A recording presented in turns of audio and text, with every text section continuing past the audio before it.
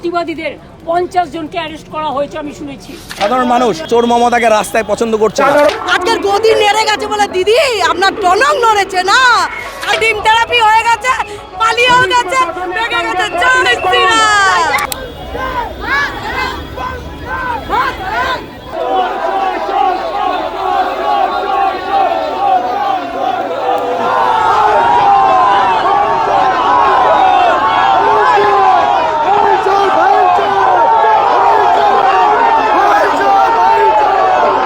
রাস্তা বন্ধ করে দিয়েছেন বিজেপি কর্মী সমর্থকেরা, রাস্তায় বসে পড়েছেন, তারা পথ অবরোধ করেছেন যাতে কিনা তৃণমূল কংগ্রেসের এই মিছিল তাদের টপকে হাজরা মোড় পর্যন্ত যেতে না পারে।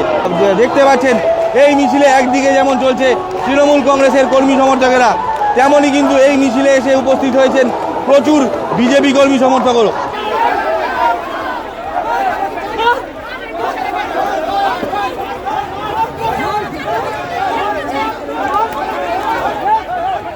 যখন আর্জিক্যাল ঘটনা হয়েছিল তখন আমরা মমতা দিদিকে রিকোয়েস্ট করেছিলাম, তখন বলছে নাকি টাকা দিচ্ছিল। মেয়েটা কি জান কি কিমত কি টাকা হয়? আমরা টাকা চাই না, আমরা ন্যায় চাই। আজকের এই মিছিল তো বারুইপুর কাণ্ডকে কেন করা হয়? না না, এটা সব দেখাবার জন্য, এটা কোনো কিছু নেই, এটা কিছু নেই, এটা দেখার জন্য হচ্ছে।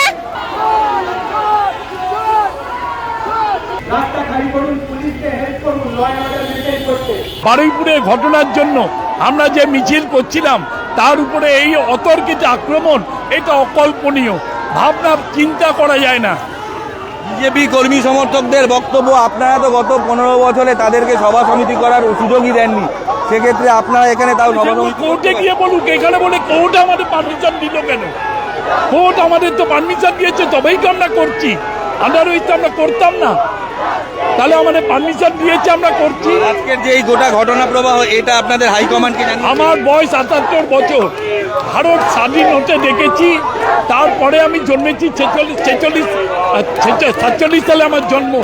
সেই থেকে অনেক দেখেছি, বামের 34 বছর দেখেছি, দেখলাম সবই কংগ্রেসের আমল দেখেছি, এই জিনিস সরকার পরিবর্তনে কোথাও দেখিনি।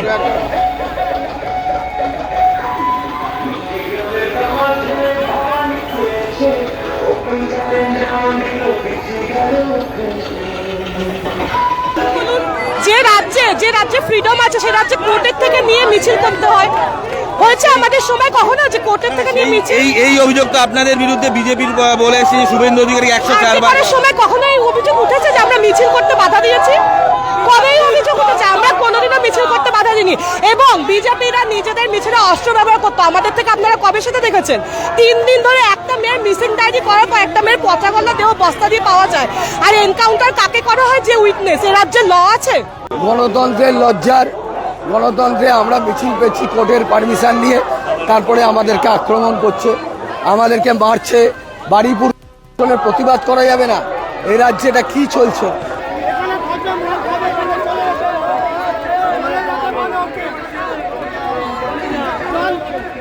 শেষ কথা বলবে না, মানুষ শেষ কথা বলবে। চলো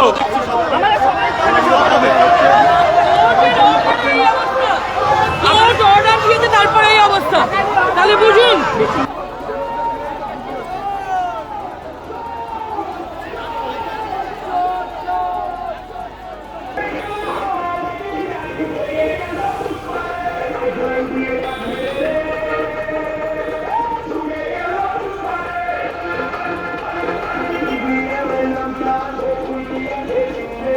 কালকে বারুইপুরে প্রতিবাদীদের 50 জনকে অ্যারেস্ট করা হয়েছে আমি শুনেছি। হাইকোর্টের পারমিশন নিয়ে এমনিতে আমাদের কোথাও যেতে দিতে দেওয়া হচ্ছে না, হাউস অ্যারেস্টের মতো করে রেখেছে পুলিশ। এখানে আমাদের ওপর ওয়াচ করছে, আর যেখানে মেয়েরা ধর্ষিতা হচ্ছে সেখানে পুলিশ ইজ নট অ্যাভেলেবেল। আমাদের হ্যান্ড মাইক কেড়ে নিয়েছে, কোর্ট পারমিশন দিয়েছিল হ্যান্ড মাইক নিয়ে যাওয়ার জন্য। সারা কালীঘাট এরিয়া থেকে গড়িয়া পর্যন্ত, বালিগঞ্জ ফাঁড়ি পর্যন্ত হাইকোর্ট যে পারমিশন দিয়েছিল হ্যান্ড মাইক অ্যালাউ করবার, সকাল 6টা থেকে ডিজে বানিয়েছে, ডিজে বাজিয়েছে, পুরো এলাকায় তাণ্ডব করেছে সকাল থেকে, আমার বাড়ি থেকে বালিগঞ্জ ফাঁড়ি পর্যন্ত।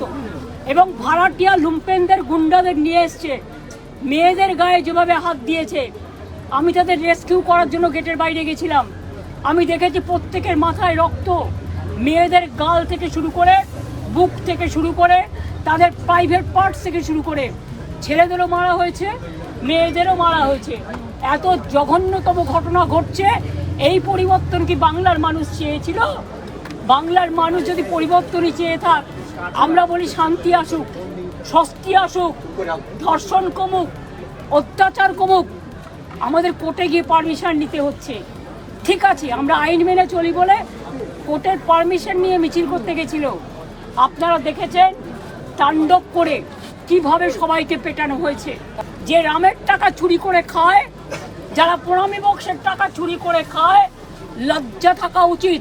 তারা সেই রামের নামে স্লোগান দিয়ে রামকে অবমাননা করছে।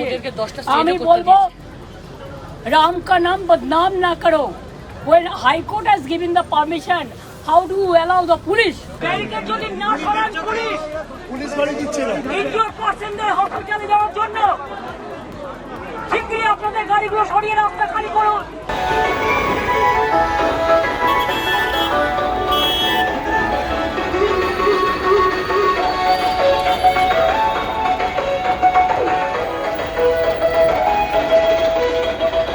বালিগঞ্জ ফাঁড়ি থেকে হাজরা মোড়ের উদ্দেশ্যে যে কর্মসূচি নিয়েছিল তৃণমূল কংগ্রেস, সেই কর্মসূচি কিন্তু দফায় দফায় উত্তপ্ত হলো। গোটা রাস্তা জুড়ে মাইকিং করে তার চোর চোর স্লোগান তোলা হলো, চোর চোর গান বাজানো হলো, এমনকি উড়ে আসলো ডিম।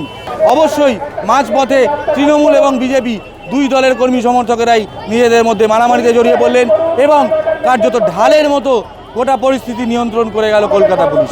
এই কর্মসূচির পর নিজের বাড়ির সামনে থেকে সাংবাদিক সম্মেলন করেছেন প্রাক্তন মুখ্যমন্ত্রী মমতা বন্দ্যোপাধ্যায়। এই যে কর্মসূচি, তারপরে কিন্তু নিজের বাড়ির সামনে থেকে সাংবাদিক সম্মেলন করেছেন।